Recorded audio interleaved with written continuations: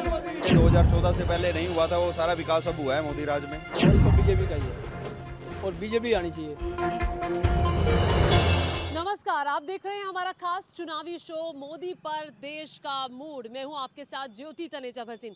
देखिए, देश में लोकसभा चुनावों का शोर है और इसी कड़ी में हमारी टीम जो है वो देश के अलग अलग लोकसभा क्षेत्रों में जाकर लोगों के मन को टटोल रही है, जान रही है कि लोगों के मन में क्या चल रहा है और देश में क्या है चुनावी माहौल। इसी कड़ी में आज हम आ पहुंचे हैं दिल्ली से सटे सोनीपत में, उस सोनीपत में जिसे जाट लैंड कहा जाता है, जहां पर जाटों का दबदबा है।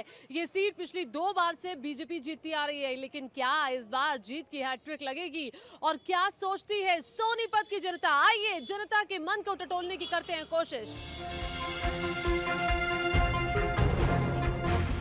और इस वक्त मेरी मौजूदगी है सोनीपत के रेलवे रोड पर। कुछ लोग सोनीपत के हमारे साथ जुड़े हुए हैं, आइए उन्हीं से बात करते हैं। सर बताइए, क्या चुनावी माहौल है इस बार? इस बार जो है लोगों ने मन बना लिया है कि वो अब की बार बदलाव करेंगे और इस बार कांग्रेस का उम्मीदवार यहाँ से जीत कर जाएगा। आपको क्या लग रहा है इस बार क्या चुनावी माहौल है? क्या सोच रहे हैं, क्या मुद्दे आपके रहने वाले हैं?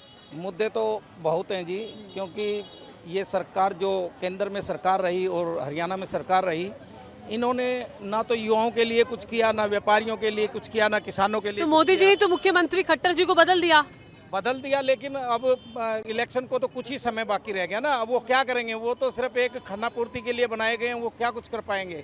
अब देखो ना, मुद्दे तो बहुत हैं। जैसे पहलवानों, खट्टर जी को बदल के कुछ प्रभाव नहीं पड़ा, कोई फर्क नहीं पड़ा, कोई प्रभाव नहीं पड़ेगा। उल्टा ये लोगों में नेगेटिव सोच गई है कि इनकी जब छवि खराब होने लगी सरकार को, तो उसको बदल दिया गया।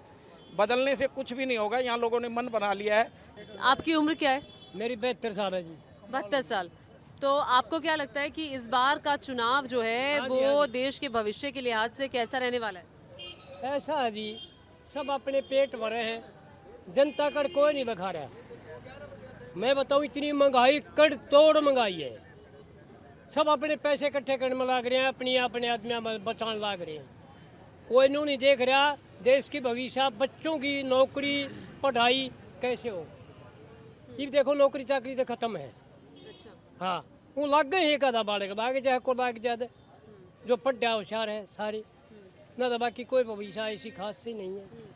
तो हरियाणा में तो डबल इंजन की सरकार है,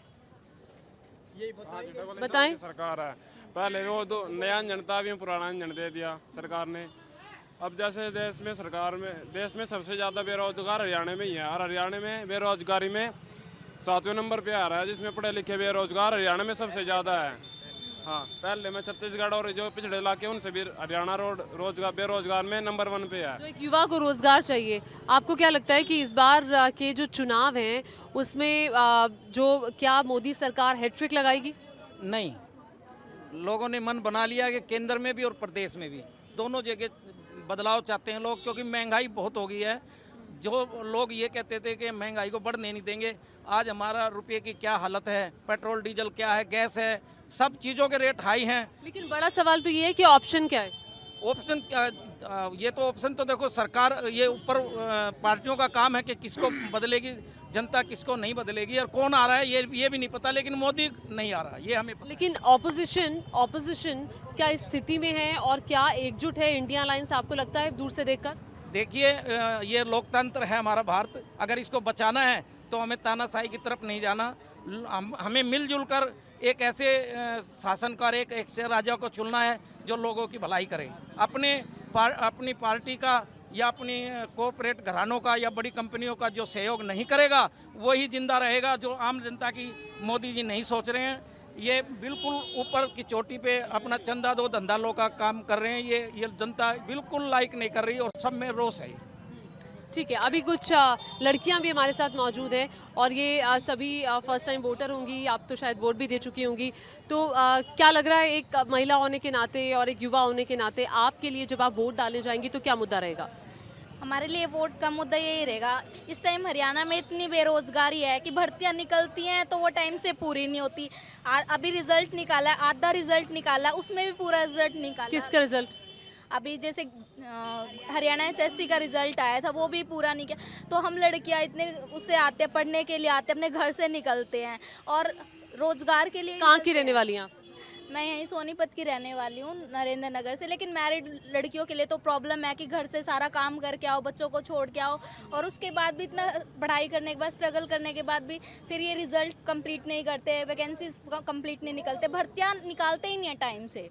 और अभी वोट के लिए मुद्दा यही है कि एक तो रोजगार पे काम किया जाए, शिक्षा पे काम करा जाए, एजुकेशन टैक्स फ्री हो ताकि हमें पढ़ने में आसानी हो। अब एजुकेशन इतनी महंगी है कि हम उसको फुलफिल करने के लिए ही बहुत बार प्रिपेयर नहीं हो पाते, कई बार एडमिशन नहीं ले पाते टाइम से।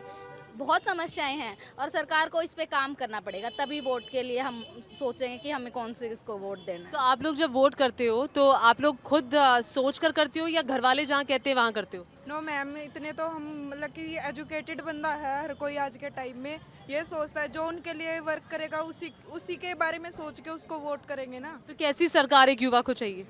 मुझे ऐसी सरकार चाहिए कि जो टाइम टू टाइम जॉब निकाले, हमारे लिए कैलेंडर जारी करे ताकि हम आगे आने वाले टाइम वैकेंसी के लिए तैयार हो पाएँ। कि इस टाइम हमारा पेपर है, हमें अच्छे से तैयारी करनी चाहिए सरकार को। मैं तो यही कहना चाहूँगी और मैं अपना वोट उसी सरकार को देना चाहूँगी जो अच्छे से युवाओं की देख रेख करे, पढ़ाई के लिए, एजुकेशन के लिए, हर चीज़ के लिए। तो आपका मुद्दा भी इन चुनावों में रोजगार और शिक्षा रहने वाला है? मेरा मुद्दा भी, मेन मुद्दा तो यही है चुनाव के लिए कि रोज़गार और शिक्षा। जहाँ पे रोज़गार और शिक्षा बहुत अच्छी से होगी, वहाँ पर हर एक छोटा से छोटा बच्चा और बड़े से बड़े बच्चे जो भी है वो अपने हर एक पॉइंट ऑफ व्यू को अच्छे से रख पाएंगे। और जैसे कि हमारे इंडिया में एजुकेशन पे सबसे ज़्यादा टैक्स है, अगर देखा जाए तो फॉरेन कंट्रीज़ के अकॉर्डिंग। वहाँ पे एजुकेशन पे कोई टैक्स नहीं और यहाँ पे सबसे ज़्यादा टैक्स है। टैक्स होने के कारण अधिकतर फैमिली ऐसी है जो अपने बच्चों को पढ़ाना चाहती है लेकिन वो अफोर्ड नहीं कर पाती है एक अच्छे स्कूल में। और हमारे गवर्नमेंट स्कूल में क्या है, टीचर्स की वैकेंसी फुलफिल ही नहीं हो पा रही है। एग्ज़ाम होते हैं, पोस्टपोन होते हैं, एग्ज़ाम होते हैं, पोस्टपोन हो जाते हैं, कोई भी क्लियर नहीं हो पाता। और सबसे मेन है कि कोई भी एग्ज़ाम लो, चाहे वो ग्रुप डी का हो, टीचिंग का हो या एक्स्ट्रा कोई भी हो, उनका एक कैलेंडर जारी करना चाहिए। जिस समय पे जो एग्ज़ाम हो वो उसी समय पे होना चाहिए। अभी पीछे ग्रुप जीडी का एग्ज़ाम हुआ था लेकिन कुछ सेंटरों में ये है कि लीक हो गया, वो दोबारा से देखिए, पेपर लीक की समस्या बहुत सारे राज्यों की एक बड़ी समस्या है और यहाँ सोनीपत के जो युवा हैं और जो लोग हैं उनका मुद्दा जाहिर तौर पर रोजगार है, उनका मुद्दा शिक्षा है कि शिक्षा सस्ती होनी चाहिए। महंगी शिक्षा से दिक्कत बढ़ती है, युवा आगे बढ़ नहीं पाता, उतनी अपॉर्चुनिटीज़ नहीं मिल पाती। आपको क्या लगता है कैसी सरकार आनी चाहिए? सबसे पहले तो नमस्कार सभी दर्शकों को। मैम, गवर्नमेंट कोई भी हो, चाहे वो बीजेपी हो या कोई अपोजिशन हो, हम गवर्नमेंट से सिर्फ एक चीज़ मांगते हैं, सारी चीज़ें सिस्टमेटिक होनी चाहिए। अगर गवर्नमेंट कोई भी आए या बीजेपी रहे, हमें फ़र्क इस चीज़ से पड़ता है कि हम युवाओं को रोज़गार मिल रहा है, हर साल उनको कैलेंडर निकाला जा रहा है। कैलेंडर निकालने से सॉल्यूशन नहीं होगा। वैसे तो हर गवर्नमेंट का सॉल्यूशन पता होता है पर वो जानबूझ के उस पर काम नहीं करती है क्योंकि वो अपना प्रॉफिट देखती है। एज यूजुअली बहुत सारे दर्शकों ने, यहाँ पे बोलने वालों ने भी बोला कि अपना प्रॉफिट देखती है। एक तरीके से वो अपना प्रॉफिट ना सोच के अगर जनता का प्रॉफिट सोचे तो उनका प्रॉफिट खुद हो जाएगा, जनता खुश हो जाएगी और फिर उन्हीं की सरकार होगी। बस आप कैलेंडर जारी करें और सिस्टमेटिक तरीके से काम करें और बेसिक एजुकेशन पे काम करें और जितनी भी एजुकेशन हो सके अपना प्रॉफिट और हमारा प्रॉफिट देख के उसको टैक्स फ्री बना दे ताकि हम भी खुश हो जाए और आप भी खुश हो जाए। Thank you. बेहतरीन तरीके से। सोनीपत में जब 2014 में सड़कें ठीक है, यहाँ पे सड़कें मेट्रो नहीं आई, 2014 में मैनिफेस्टो में डाला था, बादली मेट्रो आ चुकी है। 20 किलोमीटर मेट्रो सोनीपत नहीं आई, डबल इंजन की सरकार थी, हमारे मंत्री जी ने भी डाला था मेट्रो लेके आएंगे। 2 बार MP बनाया गया, मेट्रो आएगी। सोनीपत से 50,000 आदमी जा रहे हैं डेली दुखी हो गए। तो ये थी मेरठ में 110 किलोमीटर मेट्रो चली जाती है और यहाँ 20 किलोमीटर मेट्रो नहीं आती, एक पिलर भी नहीं बिड़ा। तो मैं कहना चाहता हूँ कि यात्री सोनीपत की जो जनता है वो दुखी है क्योंकि दिल्ली वो जाते हैं 70% काम करने, लेकिन मेट्रो की सुविधा नहीं है। आप क्या करते हैं? बॉक्सिंग करता हूँ। अच्छा, बॉक्सिंग, आप खिलाड़ी हैं? तो खिलाड़ियों की सुविधाएं हैं हरियाणा में? नहीं, अभी इस सरकार ने तो सुविधाएं छीन ली है। जो पिछली सरकार थी उसमें सुविधाएं थी लेकिन इस सरकार में सुविधाएं नहीं है। कैसी सुविधाएं छीन ली गई? जैसे स्पोर्ट्स कोटे की भर्ती नहीं चल रही है पुलिस में अभी तक इस सरकार ने देख लो 10 साल होने को है लेकिन अभी तक स्पोर्ट्स कोटे से कोई भर्ती नहीं निकाल ली। अच्छा। कोई अगर गांव में स्टेडियम है, कोच अवेलेबल नहीं है, सामान नहीं है, मतलब जो जितने स्टेडियम है सारे खंडर होते जा रहे हैं। वहाँ पे कोच नहीं है, कोई फैसिलिटी नहीं है, ग्राउंड मैन नहीं है, कुछ भी नहीं है। मतलब इन्होंने तो और 2 साल से तो कैश अवार्ड भी खिलाड़ियों का अभी तक बाकी है। तो फिर ओलंपिक्स में कैसे मेडल आएंगे? ओलंपिक में तभी तो क्वालिफाई भी नहीं कर पाए। ऑल्टरनेट की बात कर रहे थे कि ऑल्टरनेट कोई नहीं है। आप हिस्ट्री उठा के देख लो, जब इंदिरा गांधी को ये लगा था ना कि उसके अलावा कोई नहीं, तो छोटे छोटे दलों ने बढ़ के बड़ा वो क्या था कि बोला था इंदिरा हटाओ। उस टाइम पे इंदिरा की सरकार गिरी थी ना, तो छोटे छोटे बहुत मतों ने मिलकर काफ़ी एक बड़ी सरकार बनाई थी। मोदी जी जैसे उस टाइम पे पीएम थे। बदलाव चाहती है। अगर मोदी सरकार काम नहीं बनाना तो उनको बहुत बड़ा खामियाजा भुगतना पड़ेगा इस बात का। तो एजुकेशन पे, स्पोर्ट्स पे आपको लगता है इस सरकार ने एजुकेशन पे ध्यान नहीं दिया? आपके सांसद साहब जो रहे उन्होंने कुछ काम नहीं किया? उन्होंने तो नहीं काम किया, कुछ काम नहीं किया। सड़क देख लो आप, एजुकेशन देख लो। इतनी सोनीपत है ना, तो रेड जोन में सोनीपत रोड तक तो यहाँ पे तो एग्जाम सेंटर भी नहीं आते। एग्जाम सेंटर भी तो करनाल, चंडीगढ़, पंचकुला जाना पड़ता हमको। ठीक है, दिल्ली से सटा हुआ है, लेकिन फिर भी अभी बहुत सारे अभावों को झेल रहा है सोनीपत के लोग। लगातार कह रहे हैं कि यहाँ पर सड़कें नहीं है, सुरक्षा व्यवस्था नहीं है, और इसके अलावा यहाँ पर दिक्कत जो है वो शिक्षा की है, बेरोजगारी की है। और इस वक्त हम सोनीपत की कच्चा क्वार्टर मार्केट में है। कैसा चल रहा है कामकाज? कम ही चल रहा है थोड़ा। क्यों? ऑनलाइन के चक्कर में। किसके चक्कर में? ऑनलाइन सामान ज़्यादा बिकता है इसलिए। ऑनलाइन सामान ज़्यादा बिकता है। अच्छा, तो देश में चुनावी माहौल है, क्या सोचते हैं, कैसी चल रही है मोदी जी की सरकार? बढ़िया चल रही है, बढ़िया ही चल रही है। बढ़िया चल रही है। हाँ जी, क्या अच्छा लगता है? सही है। देश के लिए मोदी सरकार बहुत बढ़िया है, कोई दिक्कत नहीं उस चीज़ में। तो क्या काम आपको बहुत अपील करता है? कोई काम ऐसा आप बता सकते हैं? ठीक है, सड़कें अच्छी हो गई हैं पहले से ज़्यादा, और कानून व्यवस्था भी थोड़ी अच्छी हो गई है। जब कांग्रेस सरकार थी इतनी कानून व्यवस्था अच्छी नहीं थी, लेकिन अब ज़्यादा थोड़ा अच्छी है कानून व्यवस्था। अच्छा, हम तो यहाँ मार्केट में गए, हमें कई सोनीपत वाले लोगों ने बोला कि सड़कें अच्छी नहीं है अंदर। सोनीपत के तो नहीं कह सकते हम इतनी, लेकिन बाहर की सड़कें आप रोड पे निकल के देखो, जीटी रोड पे तो सारी सड़कें अच्छी नहीं हो गई है। अब यहीं से चले तो बालगढ़ रोड पे इतने अच्छे पुल बन गए हैं, जब पहले 1.5-2 घंटे लगते थे, अब 1 घंटे में पहुंचाते दिल्ली। तो नेशनल हाईवेज बहुत अच्छे हैं, अब दिक्कत नहीं होती है ना? हाँ जी। चलिए आइए कुछ और लोगों से हम बात करते हैं। ये लाल क्वार्टर मार्केट काफ़ी भीड़भाड़ वाली मार्केट है। सोनीपत के ज़्यादातर लोग यहाँ पर शॉपिंग करने के लिए आते हैं। हाँ जी, कैसा है देश में चुनावी माहौल? सही चल रहा है। मोदी सरकार के ज़्यादा उम्मीद लग रही है जीतने की। अच्छा, तो आपको लग रहा है जीत की हैट्रिक इस बार लगने वाली है? लगेगी, बिल्कुल लगेगी। तो ये जो 400 पार का नारा है पूरा होगा? बिल्कुल होगा जी, 400 पार का। 400 पार अब की बार। अच्छा, 400 पार हो जाएगा? हाँ हाँ बिल्कुल। हैट्रिक लगने वाली है? हैट्रिक, छक्के पे छक्का। अच्छा, तो ये बताओ कि क्या अच्छा लगता है मोदी जी में? मोदी जी विकास कर रहे हैं, देश को आगे लेके जा रहे हैं, और बहुत ऐसे मैं बताना शुरू करूँ तो सुबह से शाम हो जाएगी, इतना काम हो रहा है। सबसे पूछो, और हमारा तो एक ही नारा है, जय श्री राम। ये देखो। ठीक है, तो आपको क्या लगता है कि इस बार क्या होने वाला है चुनावों में? चुनावों में मोदी जी आ रहे हैं, आ रहे हैं। बिल्कुल आ रहे हैं। तो राम मंदिर बना, खुशी हुई? बिल्कुल खुशी हुई, राम जी की मंदिर की बहुत बहुत खुशी हुई हमें। तो गए अभी आप? हाँ नहीं, अभी तो नहीं गए, लेकिन जाएंगे, बहुत ही जल्दी जाएंगे। अच्छा, तो सोनीपत के लोगों का क्या विकास हुआ है इन 5 सालों में? सोनीपत के लोगों का सब विकास हुआ है, पूरा जो होना चाहिए, जो पिछले 2014 से पहले नहीं हुआ था, वो सारा विकास अब हुआ है मोदी राज में। जैसे कि कुछ भी लगा लो आप, हर चीज़ में विकास हुआ है। रोडों को देख लो आप, जीटी रोड देख लो, अपने शहर के अंदर गलियां देख लो जो पहले टूटी फूटी पड़ी थी, वो सब हर देश, हमारे देश के, हमारे सोनीपत की तो बात छोड़ो, पूरे देश का ही विकास हुआ है, हर चीज़ का विकास हुआ है। ठीक है, आइए कुछ और लोगों के बीच चलते हैं, उनसे बात करते हैं और लोगों का मन टटोलने की कोशिश करते हैं। क्या है चुनावी माहौल, कैसा है चुनावी माहौल सोनीपत में? अच्छा माहौल है, सोनीपत का माहौल बहुत अच्छा है आजकल। तो ये अच्छा माहौल कैसा होता है? मतलब बीजेपी का राज जब से चल रहा है, बहुत अच्छा, मतलब ये लोग काम कर रहे हैं, विकास बहुत अच्छा हो रहा है। तो कैसा विकास हुआ सोनीपत का? आपकी ज़िंदगी में क्या बदलाव आया? बहुत अच्छा बदलाव आया। अच्छा बदलाव मतलब कैसा? कारोबारी में अच्छा हुआ। सोनीपत में क्या माहौल है चुनावी? ऐसा है जी, माहौल तो बीजेपी का ही है, और बीजेपी आनी चाहिए, क्योंकि उसकी वजह से बहुत करप्शन, बदमाशी, बहुत चीज़ों बहुत फ़र्क पड़ा है। अच्छा, पहले सोनीपत में बदमाशी थी, करप्शन था? वो तो चलता था, अब बहुत फ़र्क पड़ा है बीजेपी के राज के आने से।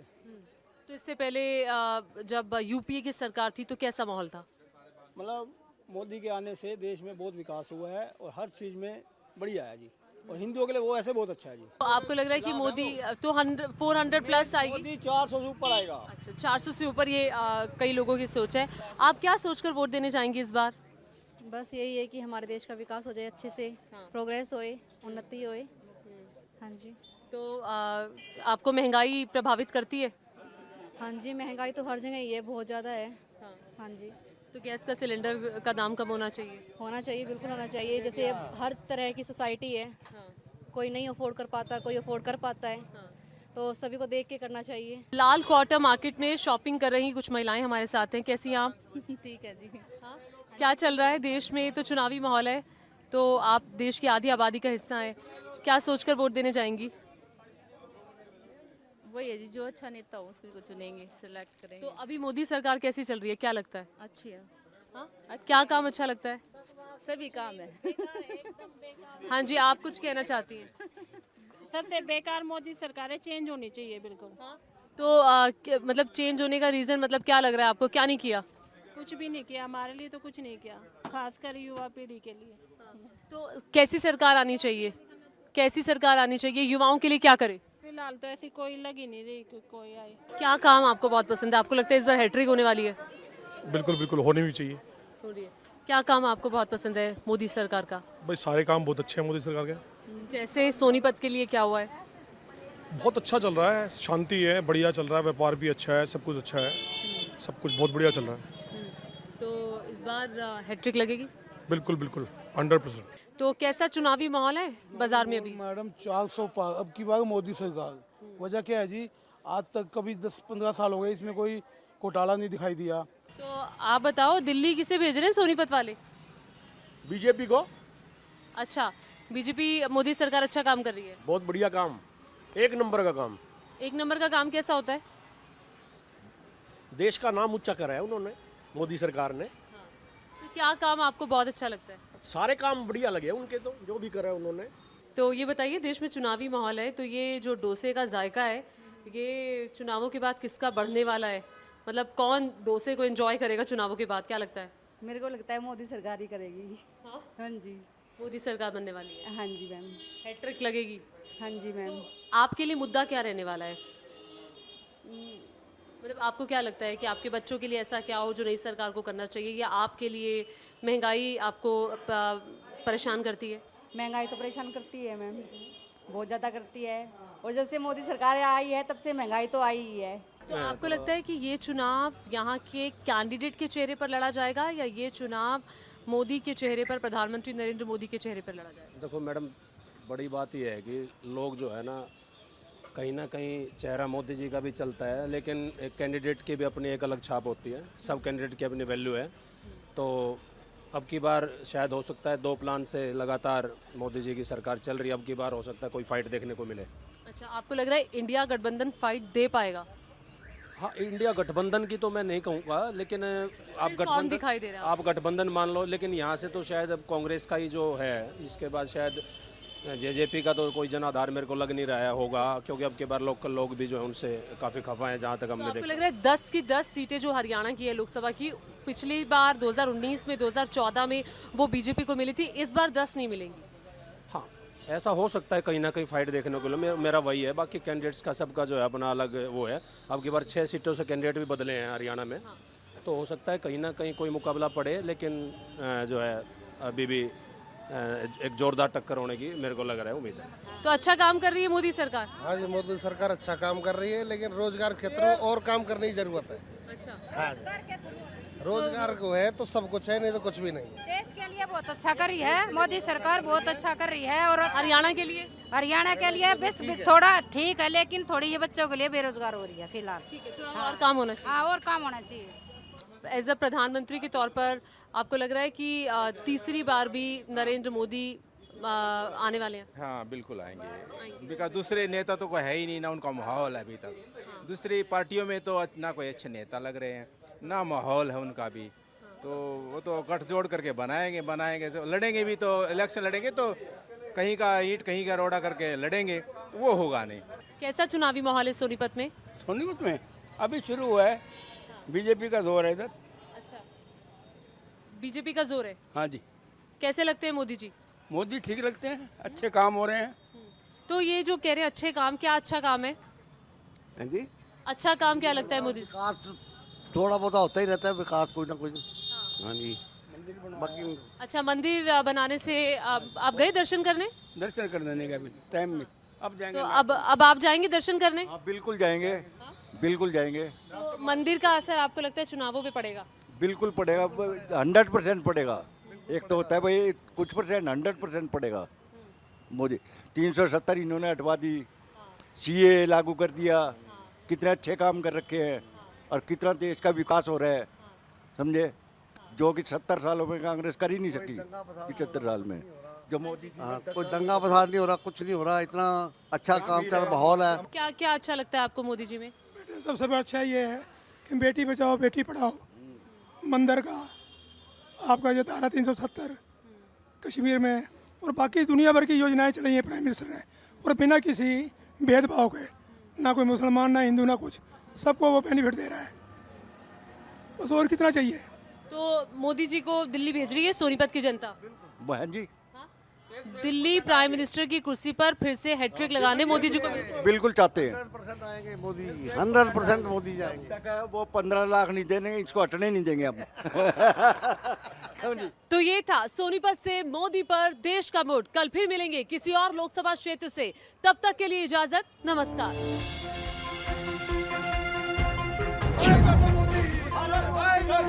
2014 से पहले नहीं हुआ था वो सारा विकास अब हुआ है मोदी राज में। बीजेपी का ही है और बीजेपी आनी चाहिए।